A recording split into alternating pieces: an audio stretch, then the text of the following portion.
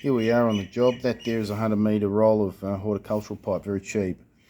It's UV rated, so I'm using it for solar. It's got a 16mm outside diameter, same as the 16mm electrical conduit, which unfortunately is overpriced. Don't know what happened to conduit during the pandemic, but I don't have the budget for that nonsense.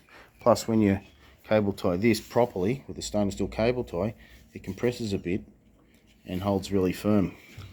So I've done it every 400mm because the only nemesis, or the only setback this has rather, is it will expand in the heat, even though it's UV rated, and it'll buckle about that much. So you've got to have it every 400mm.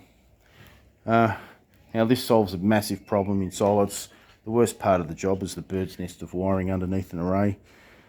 See, the manufacturers of racking don't cater for cable management, and you're left with cable ties. They're meant to be stainless steel so they don't snap after a couple of years in the sun, like the example on the left.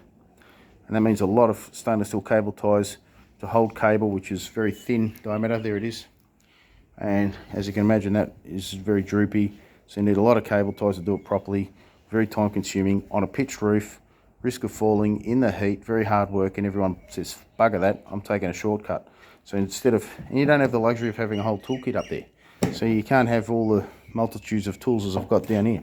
So they take a pair of pliers on the roof, they pull it as tight as they can, they leave this tail here, that flaps around in the wind, and then scratches the back of the panel. And they'll be sporadic, maybe even up to one every metre. So the cables are barely holding off the roof, and if they're using plastic, after a couple of years, like I said, it'll break, and then it's just a bird's nest on the roof. It's the worst part of the job. Now, this is not the ultimate solution because, like I said, it does buckle in the heat a bit, but you know what? It's not a bad solution. And the ideal solution, of course, would be from the factory, putting the emphasis on the installer to engineer on site rather than just install is the problem. Now this is a typical profile. Panels go along the top with a channel nut in there, and the feet attach it to the roof in the side here. So I've actually drawn one, what they should have. There's a channel in the top, channel in the side, there's a foot. Now and then I've added another channel here, 16mm, to clip something like this in there. Just clip it in, preferably just short lengths of electrical conduit every now and then just to hold it. I've actually put 20mm inside this channel. Fits like a glove, but this is the channel where the feet go. So it gets in the way. I can't get it like this on the roof in one big long length and then put the cables in later by shoving them through, which is what you want to do. You want to do as much work on the ground as possible, as little on the roof as possible, because when you're on the roof, everything takes 3 times longer. It's more difficult, and quality assurance goes straight out the window. So that's the solution, as good as it gets, until they make something like this.